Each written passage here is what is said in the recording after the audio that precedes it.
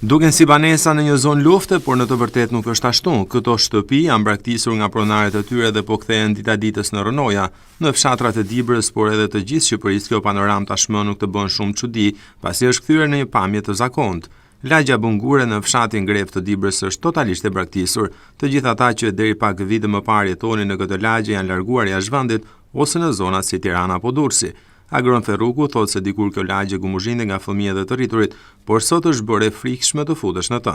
Agroni tregon se kjo panoramë shihej para 35 vitesh në fshatrat e Greqisë, ndërsa sot po ndodh në vendin tonë.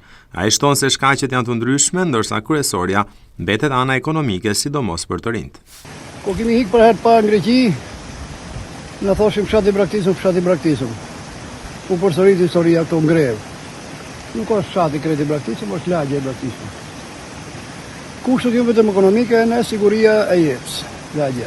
Kush në Amerikë, kush në Greqi, kush në Itali, një pjesë kanë ikë në Tiranë, i kanë fëmijët në gurbet. Rrugë gjë nuk ka, deri këto është rruga, funksionon, për maqina, për zotare, për mjetë bujqësare.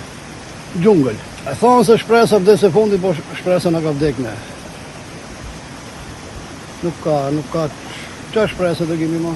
Buj badit s'ka, njerëzit punëtar janë, këto kanë jetohë njerëzit. Dhe se kushtet ju vështirësohet shumë. Të rinjt nuk e kanë mendën merë me blegtorive bujqësi. E kanë shiju, ja kanë pa lezetin gurbetit, janë përshtatën dhe janë stabilizu, janë me familje, kanë shpresë për të ardhmen e fëmijëve, ne që kemi qenë optimista, jemi pesimista të gjithë. Fshati Grev në Dibër nuk është shumë larg rrugës nacionale Bulqizë Peshkopi, por mungesa e investimeve në 35 vite ka detyruar banorët e tij të largohen për një jetë më të mirë.